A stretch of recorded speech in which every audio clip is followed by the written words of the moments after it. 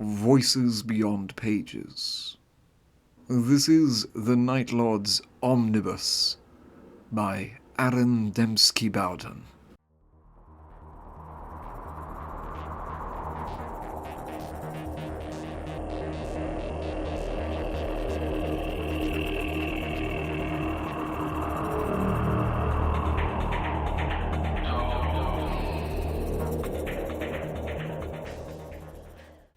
Chapter 3. The Warmaster Calls. Nostromo has died, and with it, our past. The Imperium burns, promising a future of ash. Horus failed, because his plans grew from seeds of corruption, not wisdom. And we failed because we followed him. We do not do well when leashed to the wills of others, and when bound by the words of leaders that do not share our blood. We must choose our wars with more care in the centuries to come. The war sage Malkarian, excerpted from his work, The Tenebrous Path. Eurydice awoke to a darkness so deep she feared she had been blinded. She sat up, her shaking hands feeling the relative softness of a cot bed beneath her. The smell around her was a strong mix of copper and machine oil, and the only sound apart from her breathing was a distant but ever-present background hum. She knew that sound. It was a ship's drive, somewhere on a distant deck. This vessel's great engines were propelling it through the warp. The image of a skullish helm leering at her with crimson eyes drifted through her returning memory. The Astartes had taken her. Talos. Eurydice moved her hands to her throat, feeling the tenderness there, aching to the touch, hurting to breathe. A moment later, she reached for her forehead. Cold metal met her questing fingers. A small, thin band of iron or steel fastened to her forehead. It covered her third eye. She felt the tiny rivets where the plate was drilled and fixed to her skull, just the right size to imprison her genetic gift. There was a sudden clank of a bulkhead door opening, whining open on old hinges. A blade of light, muted and yellow, stabbed into the room. Eurydice drew back from the painful brightness, squinting to make out the source. A lamp pack. A lamp pack in someone's hand. "Rise and shine," the figure said. He entered the room, still nothing more than a silhouette, and seemed to be adjusting the lamp pack in his hands. For a moment, everything went black again. "May the powers take this bastard thing," the man grumbled. Eurydice wasn't sure what to think.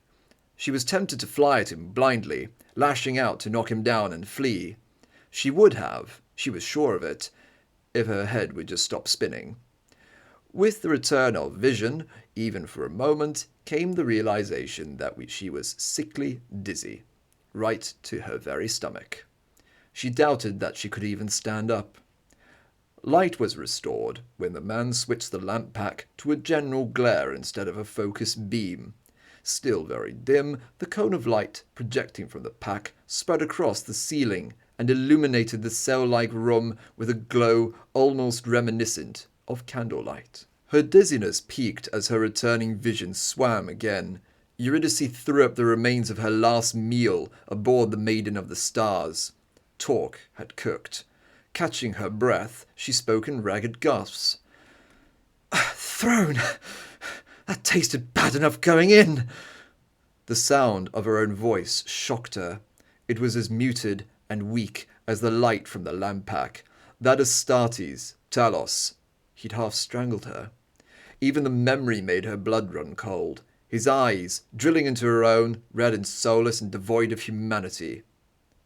"Don't say that word." The man's voice was soft. She looked up at him now, wiping her mouth on her sleeve and blinking exertion tears from her eyes. He looked about 30, 35, Scruffy hair hung in ash-blonde locks to his shoulders, and silvery yellow stubble showed he'd not shaved for several days. Even in the darkness, with his pupils enlarged to see in the gloom, she saw his irises were the green of royal jade. He'd be attractive if he wasn't a kidnapping son of a bitch. "What word?" she asked, touching her sore neck. "That word. Do not use imperial curses or oaths on this ship. It will offend the demigods." She didn't recognize his accent, but it sounded strange. He also pronounced every word carefully, taking care to form his sentences. "And why should I care about that?" She was proud of the defiance she forced into her voice. "Don't let them know you're scared. Show your teeth, girl." The man spoke again. His voice was a soft contrast to her scathing demands. "Because they have little patience at the best of times," he said. "If you anger them, they will kill you." "My head hurts," she said, gripping the edge of her cot. Her throat tensed, and saliva thickened on her mouth. Throne. She was going to be sick again. She was. He stepped back a little, avoiding the ground zero sight of her messy purging. "My head is on fire," she said afterwards, and spat to clear her mouth of the last traces. "Yes, from the surgery. My masters did not want you killing me when you awoke." Again, she felt the metal plating covering her forehead, blinding her third eye. The panic she thought she was hiding so well pushed that worry aside in favor of another. Through the murk of her thoughts, she voiced the first of 1,000 questions she desperately needed answered. "Why am I here?" He smiled at that, a warm and honest smile that Eurydice could have gladly punched off of his handsome face. "What the hell is so funny?" she snapped. "Nothing." His smile faded but remained in his eyes. "Forgive me. I was told that was the first thing everyone asks when they are brought aboard. It was the first thing I asked as well." "So why is that funny?" "It's not. I just realized that with you among us, I am no longer the newest in our master's service." "How long was I out?" 8 standard hours. Septimus had counted the exact minutes, but doubted she'd care about that level of detail. "And you are?" "Septimus. I am the servant of Lord Talos, his artificer and vassal." He was annoying her now. "You speak strangely, slow, like some idiot." He nodded, his face in calm agreement. "Yes, forgive me.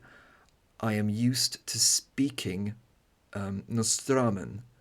I have not spoken much Low Gothic in," he paused to recall, 11 years.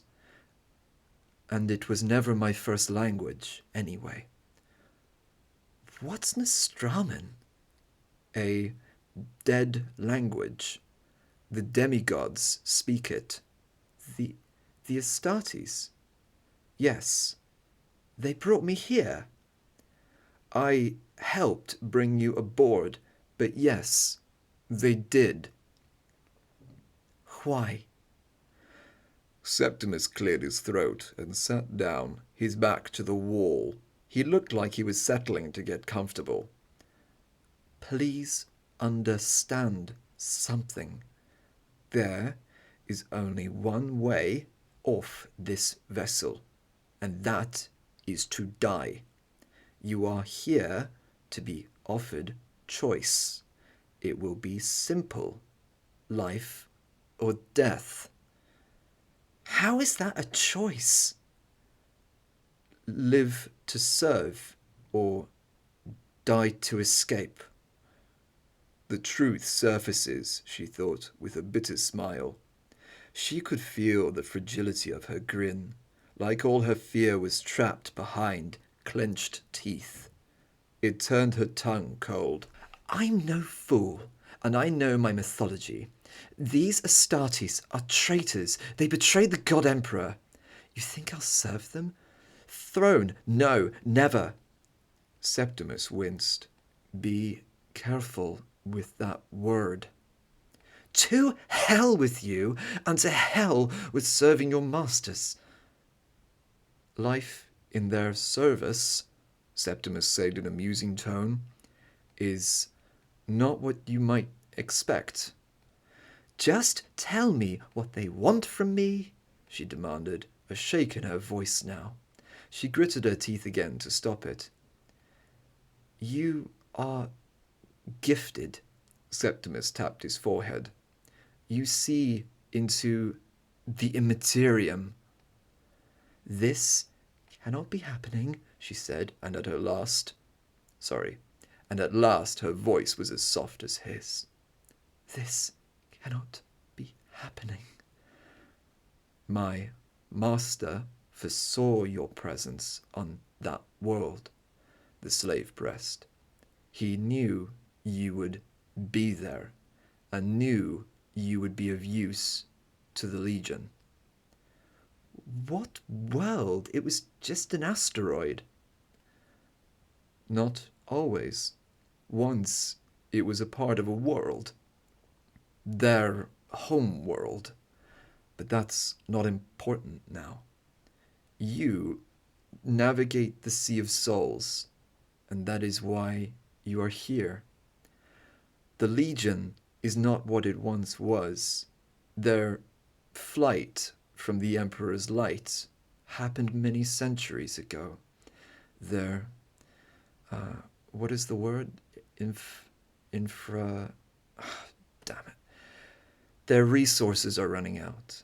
Their relics and machines of war are eroding without maintenance. Their mortal attendants, slaves, are succumbing to age. Eurydice didn't resist the urge to smirk. Good! They're traitors to the God Emperor! She felt a little of her spirit returning and risked another smirk. Like I care if their guns don't fire.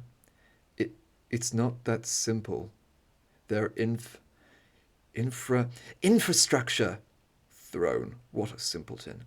Yes, that word. The Legion's infrastructure is shattered. Much knowledge has been lost, and many loyal souls, first in the great heresy, and then in the wars since.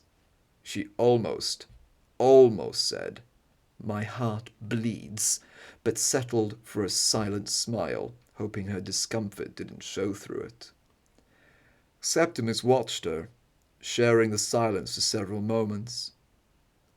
Was your life before coming here really so wondrous, he said, that this opportunity has no value to you? Eurydice snorted.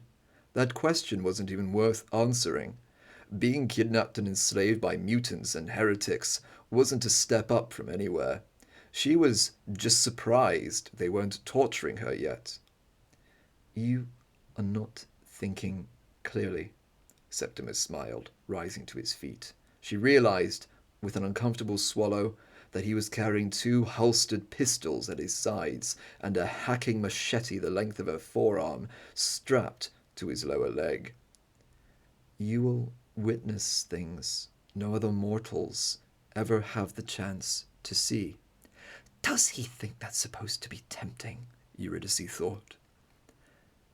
I'd rather not damn my eternal soul just to learn a few secrets, she hesitated, watching him carefully, the smile in his eyes and the way he lounged comfortably against the wall. His easy grace unnerved her. He was hardly a lunacy-driven heretic like she'd expected to find in a vessel of the arch-enemy. Why are you here? She snapped. Why did they send you? You are afraid, and it is making you angry. I understand that, but it's better if you kept your temper. I must report every word of this to my master. She hesitated at that, but wouldn't be cowed. Why did they send you? Acclimatization. He smiled again. Easier on you to speak with another human than one of the Astartes. How did you come to be here? She asked. Were you kidnapped? He shrugged a shoulder, and his jacket whispered with a rustle of smooth material. Long story. I've got time. Without warning, the ship shuddered violently, shaking to the sounds of the hull straining. Septimus braced himself by gripping the wheel lock of the bulkhead door. Eurydice swore as the back of her head smacked against the wall with bruising force. For a few seconds, she saw nothing but dancing colours. No, Septimus said, raising his voice over the shaking of the ship. Time is one thing we don't have. Eurydice blinked annoying tears of pain from her eyes, listening to the protesting hull as metal squealed and screamed. She knew this sound too. The vessel was falling out of warp, breaking into real space, in a hurry. "Where are we?" she yelled. Her answer was a ship-wide vox message, crackling with distortion, echoing from thousands of speakers across the myriad decks of the Covenant. Viris coratha dath sethicara desh so valian soruthis vech zayas. And that means what, exactly? She shouted at Septimus. It doesn't translate well, he called back, already working the wheel lock. Throne of God, she muttered, the words swallowed by the shaking all around her. At least try!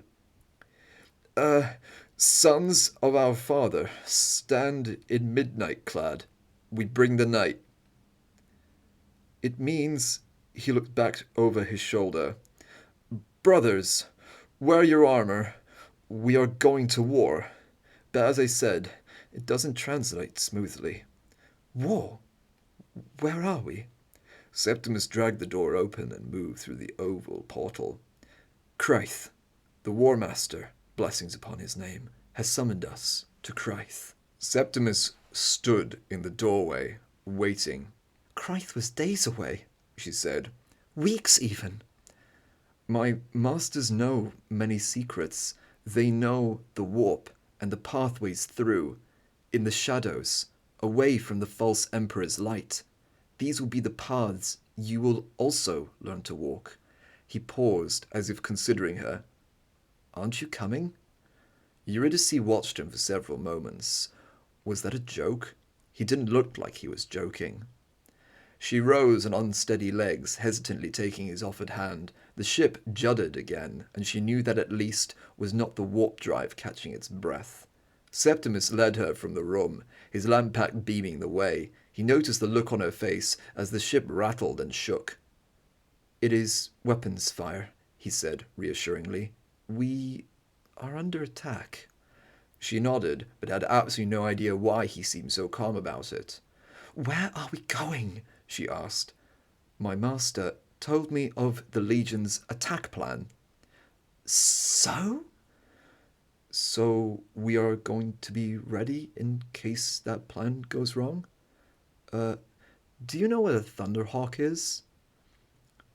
Rigging a world called Solace, the vessels of Battlefleet Crythe were stalwart in their defense, punishing the invaders for daring to assault an imperial planet.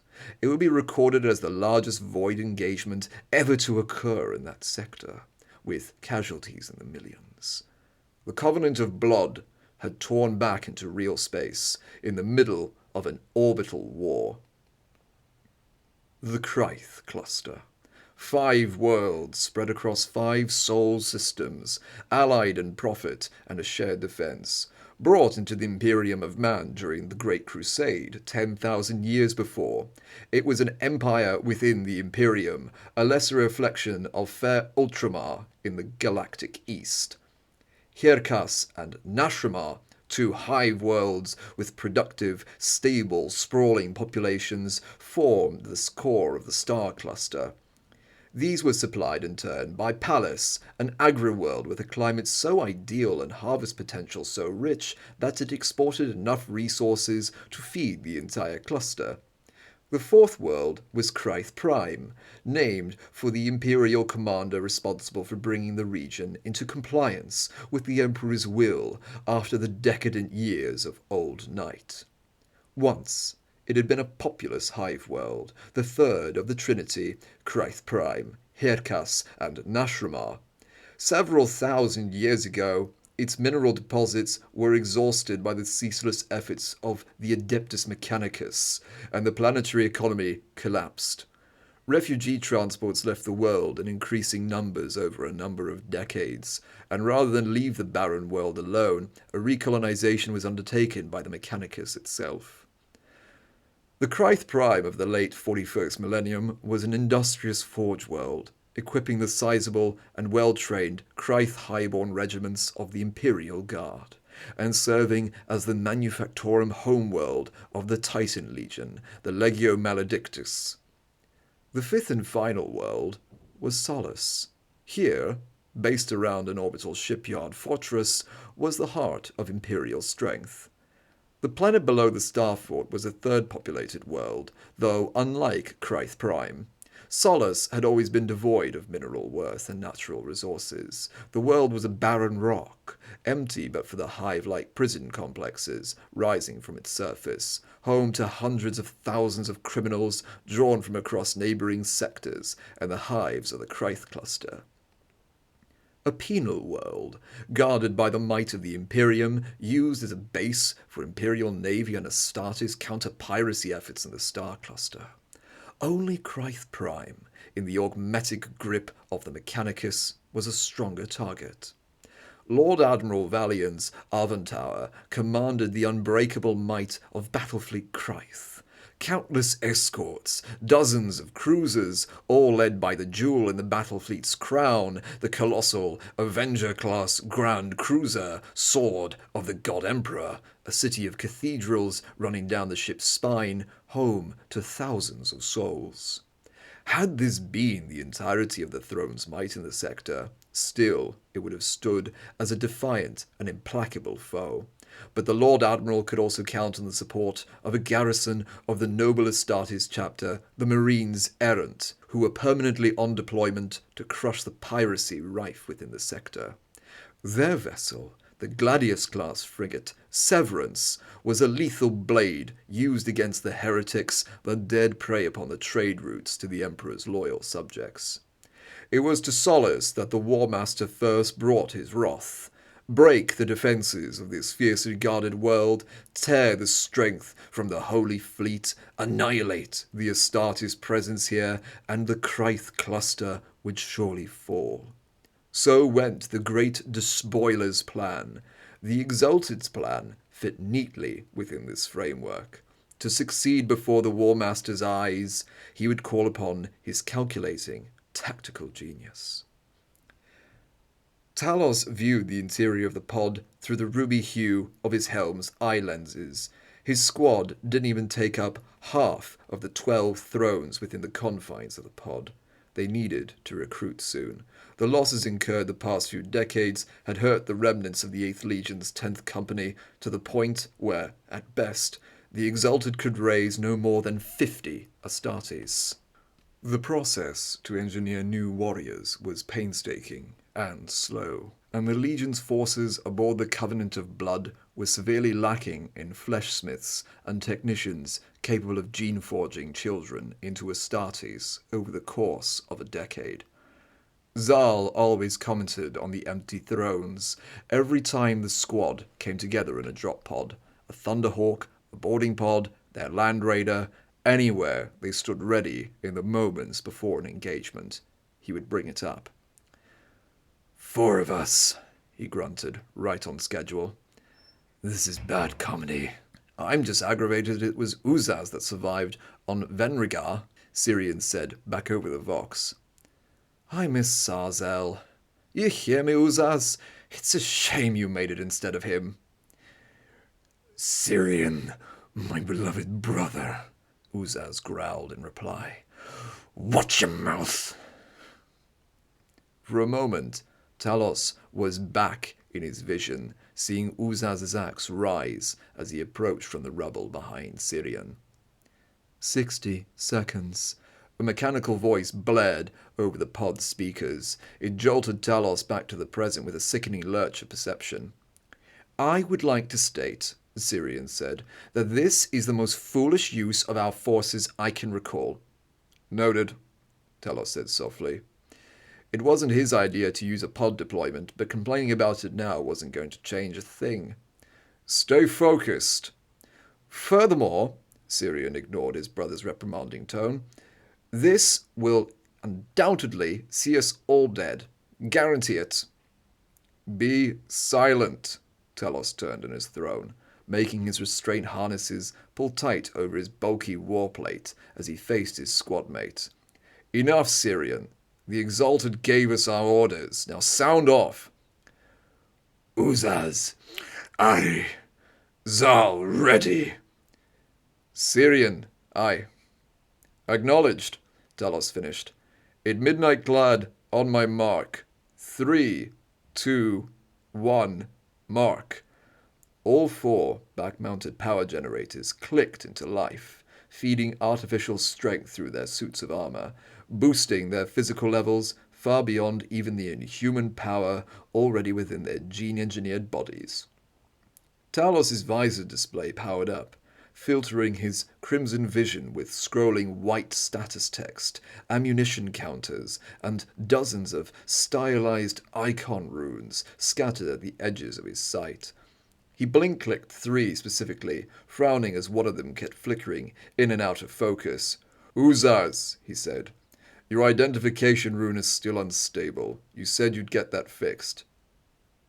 My artificer suddenly died. Talos clenched his jaw. Uzaz had always been murderous with his slaves, be they legion serfs or augmented servitors. He treated them like worthless playthings, toying with them to sate his own private amusements, and the only reason his armor was even sustainable was because he plundered his fallen brothers with a diligence few other Night Lords adhered to. We do not have the resources for you to entertain your bloodlust with the murder of slaves, brother. Maybe I can borrow Septimus to repair my armor. Yes, maybe, Talos said. Not a chance, he thought. 45 seconds. The launch servitor's voice crackled. Stow weapons for transit, Talos ordered. He checked his bolter one last time, turning it over in his fists. A beautiful weapon, and one that had served him well since before the great betrayal. He'd fired the weapon on Istvan V and scythed down countless numbers of the Salamander's Legion as part of that fateful battle. Just holding the bolt gun in his gauntlets was enough to give him a thrill of pleasure, as real and as tactile as a flooding rush of combat stimulants from his armor's drug infusion ports in his spine and wrists. It was called Anathema. The name, in flowing Nostraman script, was embossed along the side in black iron. Talos held the weapon lengthways against his right thigh, as if holstering a pistol. He blinked at a small icon on the edge of his display, and the thick electromagnetic strip along the firearm's edge went live. With a clank of metal on metal, the bolter clamped to his leg, waiting to be drawn in battle once the release icon was confirmed with another blink. With his bolter secured, he checked the sheathed blade, too long to be tied to his hip while he was seated, secured to the pod's sloping wall by strips of magnetic coupling. The angel wings of the crosspiece hilt were the white of fine marble. The ruby teardrop between the wings glittered in the red gloom, darker than its surroundings, a drop of blood on blood. Aurum and anathema, the tools of his trade, his relics of war. His lip curled as his heart started to beat faster. Death to the false emperor. He breathed the words like a whispered curse. What was that? Voxal. Nothing, Talos replied. Confirm weapon check. Weapons stowed. It is done. Weapons? Aye. 30 seconds. The voice issued forth again. The Dreadclaw-class pod began to shake as its thrusters cycled up to full power. Although it would be fired from its socket, the pod's attitude thrusters still need to be burning hot to guide them on target. 10th Company, First Claw, Talos spoke into the General Vox channel. Prime for deployment. Acknowledged, First Claw. The voice that replied was low. Too low for even an Astartes. The Exalted was on the bridge, speaking to the squads preparing for battle. Talos listened to the other squads sounding off, as the pod started to shake with increasing violence. 2nd Claw, ready. 5th Claw, ready. 6th Claw, aye. 7th Claw, primed. 9th Claw, prepared. 10th Claw, ready. None of those squads were complete. Talos knew this. The sentries had been unkind. All of 3rd Claw had been slaughtered at the Battle of Demetrion by the accursed Blood Angels. 4th and 8th Claws had both died piece by piece, battle by battle, until the last surviving members were absorbed into other understrength claws. Uzaz had been 4th Claw once. Talos hadn't been thrilled by that particular inheritance.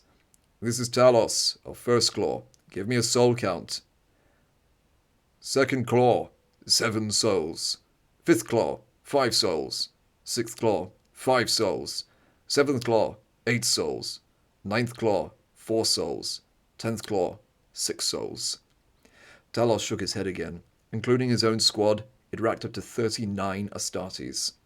A skeleton crew would remain with the Exalted aboard the Covenant, but it was still a grim figure. 39 of the Legion were ready for deployment. 39 out of over 100. Soul count confirmed, he said, knowing every Astartes on the vessel was patched into this Vox channel. He doubted the significance of the figure was lost on any of them. 10 seconds, the servitor intoned. The pod was shuddering in its cradle now alongside the 6 others, like a row of jagged teeth pushing from a giant's gums. 5 seconds. The Vox was filled with a frenzy. Dozens of roaring Astartes, calling out for vengeance, for blood, for fear, and the memory of their Primarch.